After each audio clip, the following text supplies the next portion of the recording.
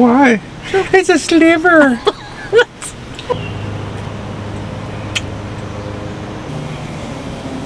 Wow, those bees are coming in for the kill. Hold my hand and hear the words I say. Close your eyes and let us fade away. Build a secret place for you and me. And let our minds be caught up in a dream.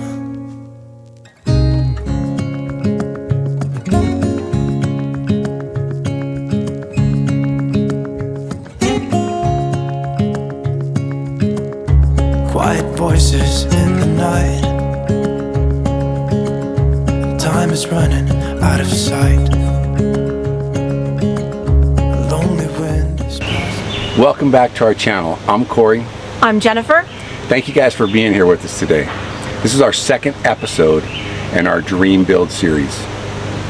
Our goal is to help you determine a budget for your lot purchase and your house build. And this may help you even if you don't plan to be an owner builder. Say you just want to buy an existing home. Or say you want to buy down the road and you need to figure out whether you need to pay off some debt.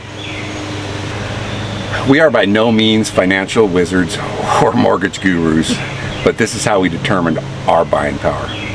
So without further ado, let's get into how to calculate your budget.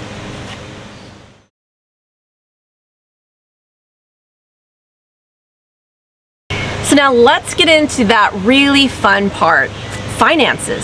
You know, that stuff where you pull out all your bills and you sit there and you look at everything, because who doesn't like doing that? Who doesn't enjoy it, right? I mean, who doesn't want to think about how much money they don't have? So, when planning out your budget for the house build, what you need to do, and this is what most lenders do, they will look at your ratios, housing ratio and total debt ratio, total debt to income ratio. So let's take your gross income, not your net income, not what you bring home on your paycheck every month, but your gross income. You take that amount and you multiply it by 28%. That will give you your maximum house payment. And then you'll take your gross income and you'll multiply it by 36%. And that will give you your total debt to income ratio, basically your maximum ceiling that you can have for your overall debt. That also includes your new house payment. So again, those ratios are 28 and 36%. Once you have those numbers, go online and look up reverse loan calculator. Now that's not a reverse mortgage calculator. Keep that in mind. It's a reverse loan calculator. I found one, I think, for a federal credit union. And that you can plug in all of your numbers, your housing payment, your interest rate, and your interest rate you'll have to also look up online and look in your area, also for your FICO score, and you'll have to do a particular for the loan that you'll be getting. Our particular scenario was for a 30-year conventional loan. And get your interest rate, plug that in, and you won't need to put in the down payment. You plug all those numbers in and it will give you your actual finance amount. That's the amount you're going to finance with a lender. And again, you won't know your down payment at this point, but that's okay. You're going to at least have your maximum loan amount. And remember, if you're looking at a 30-year conventional loan, you'll need 20% down for that loan. And also make sure that you understand each different loan type will affect your overall budget. So make sure you find the one that fits your situation. To help you visualize what we just discussed, let's look at a budget scenario for a new house build.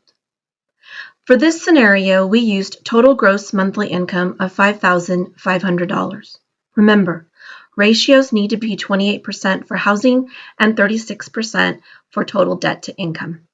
So this owner builder has gross monthly income of $5,500, which we took and multiplied by 28%, which gives us a total house payment of $1,540. We then took the gross monthly income of $5,500 and multiplied it by 36%, and that gave us a total debt of $1,980 per month, including the house payment of $1,540 and all other reoccurring debt. If you run your numbers and your total debt is too high, this will give you an indication of how much debt you may need to pay off to qualify for a loan. We then went online and found a reverse loan calculator, again, not a reverse mortgage calculator, and plugged in our numbers for our owner-builder scenario. The one we use can be found at Eagle Federal Credit Union under reverse loan calculator.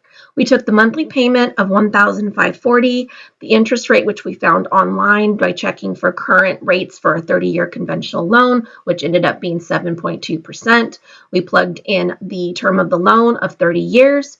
We had no down payment, but our max loan amount after doing the calculation was $226,875 for this scenario.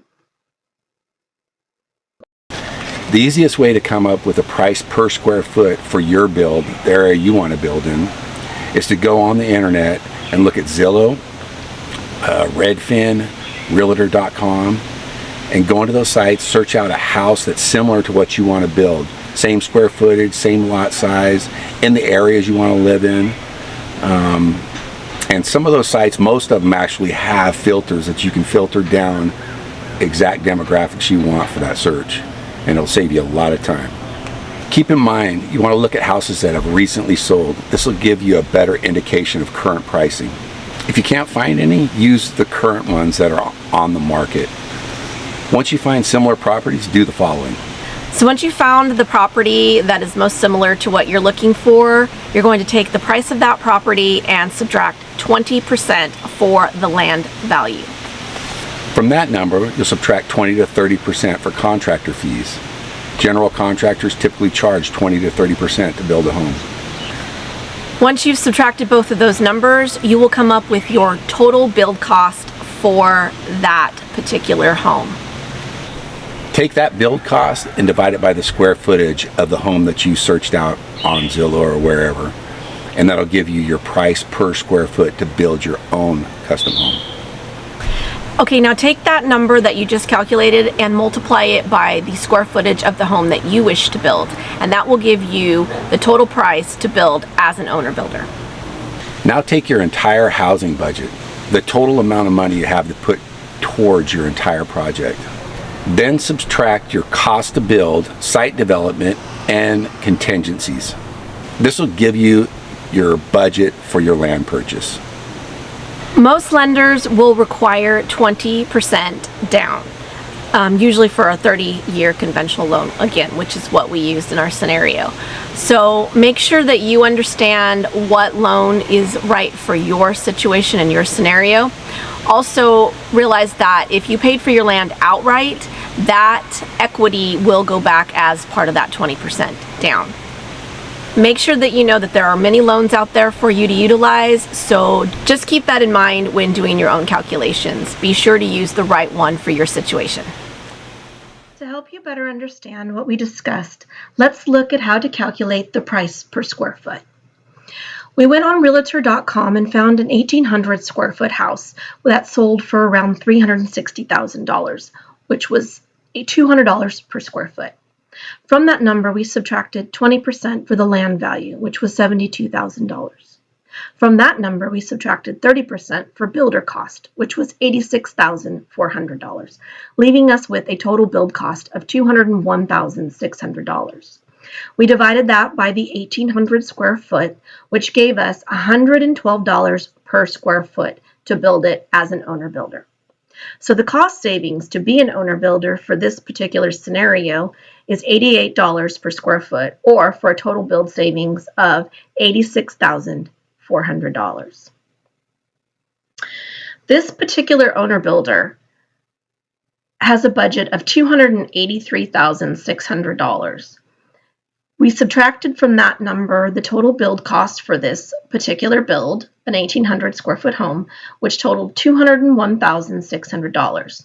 From that, we also subtracted site development and contingencies, $15,000 and $20,000, which leaves us with $47,000 as the max land purchase budget.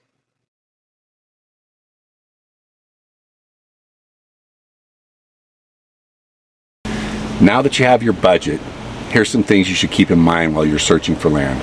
So how do you go about finding these properties? I would check online, again, using Realtor, Zillow, Redfin, any one of those, or call a realtor, have them do some property searches for you in your target area, or drive around in the area that you are looking to build. Don't forget, while you're doing those searches, to narrow them down by, say, you want waterfront property, or by amenities, things near shopping or near a certain school district, or Corey's favorite, golf courses and golf ranges. Once you've narrowed those down, it's time to go property hunting. The fun part. If you're viewing more than one property, it can get a little bit mixed up if you don't keep track of them. So we suggest you separate them by address. Create a little sheet of paper and write down the address, and then we'll give you a list of some things to write down beside those. The things you'll want to keep track of is things like size of the property, the acreage, if there's been any improvements done on that piece of property, and of course the price. You'll also want to keep track of things like what it's zoned, as if residential, commercial, things like that, and also any pros and cons that you might find while looking at those properties. Check zoning of the property to see that it's zoned residential. You can't assume that it's zoned residential just because there's a bunch of residential housing around you. In some instances, some have commercial zoning. It's shocking, but they do. You also want to check for easements and setbacks on any of those properties, such as walkways to parks, public beaches, or lakes. Also, there might be easements for driveways for the properties that could be behind you. Also keep in mind that if you're looking at property that's near water, there could be some restrictions on where you can build on that property. And I'll give you a for instance for Corey and I. When we were looking at one property, it had these restrictions for the flood zoning that was so severe, it limited our build area to this tiny little wedge up at the front. So you have to really be careful when looking, especially at water property that's near water. Check for access for the land you're purchasing. You don't want to be landlocked. You don't want to have to gain access through your neighbor's property or not have access at all after you purchase a piece of property. Unless you own a helicopter, then you can just fly in and out at your own will. Right. So buy a helicopter if you're buying landlocked property. Check to make sure that the property's been surveyed. It's really good to know the property's boundaries. It could have an odd shape, or it could have some elevation issues that could make the cost of your build very expensive. Make sure all rights and interests convey with the sale of the property. For example, water, mineral, and timber rights. You definitely don't want the guy next door to you having all your rights to your water.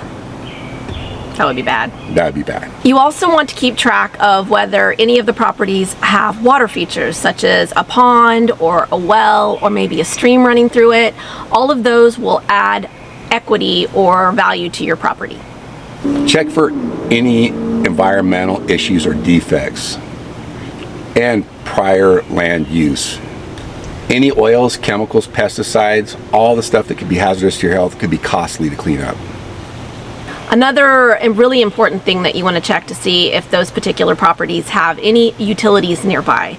The ideal situation would be to have actual sewer, power, everything already on that property, but if it's down the road a long ways, it can really add up in expense. Check surrounding properties for their use. You definitely don't want them zoned commercial or industrial, and you definitely don't want a used car lot next to you. Or maybe you do. Maybe. That'd be good to buy Maybe a car. if you have cars to sell. If you're looking to buy a piece of property off the beaten path, you'll want to look to see if there's any dirt roadways or trailways that will be a bonus for you and help potentially save costs.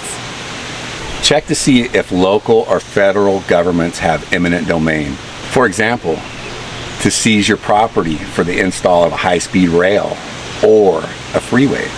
Check to see if that property has any improvements done on it, like say it has utilities brought in, or it has a driveway already, it's been graded, the trees have been removed, any of that, if it has soil testing done. All of these improvements will help with cost savings. Check for drainage issues such as standing water, washouts, and any other drainage issues.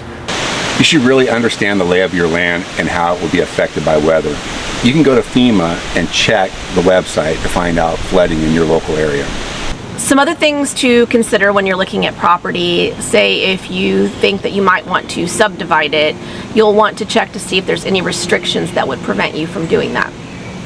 Since you're going to be out there looking at the property, we found that it's a good idea to check for cell and internet service. At least check for cell. You have your phone out, pull your phone out and check for cell service. See how many bars you have. It's pretty important, especially for your kids. Yeah, we actually found that out the hard way. We were at one of the properties and we couldn't get any cell reception, so that was a big no for us. If you plan on buying property within a city area, you might want to check with that local government to see if you're going to be responsible for those sidewalks. Because if you are, and say tree roots dig up a section of it, it's quite costly to repair or replace those sidewalks. So check into that with your local government. Determine how your house will be situated on the property. If you're going to need a basement, you're going to have to figure in those extra costs. We were looking at property that was very hilly, and I knew for a fact I did not want a basement. So you just have to keep all that in mind when you're looking out at land. The thing we don't want is stairs. Right. Basement would be great if it just dropped you down there, but yeah, but you don't want to climb stairs. We didn't want to climb stairs. No. If you're thinking about buying property in a homeowners association, you'll want to check their CC&Rs, their covenants, conditions, and restrictions for any limitations on your build process. And you can find most of those CC&Rs online for that particular subdivision. There's many things we probably didn't cover, so you're going to need to be thorough in your search and figure out what works for you. This is just how we did our search. We had a great realtor that helped us out through the whole process. He helped us with elimination of properties we knew that we didn't want. Hopefully our list will help some of you while you're searching for your little slice of paradise. I know that we love ours. Keep an eye out for episode 3, where we discuss beginning stages of house planning. If you have any questions or suggestions, please leave them in the comments below. And if you haven't already subscribed to our channel, please consider doing so. The more people we can draw to this channel, the more information and knowledge we can all gain. And if we've helped you in some way, please hit that like button. And don't forget that little bell. It'll let you know when we upload our next video. We truly appreciate you guys taking time out of your day to spend time with us here at the Dower Diaries. Stay tuned for more to come in our Dream Build series. Take care, and we'll see you next time. Bye. The walls are listening when we talk.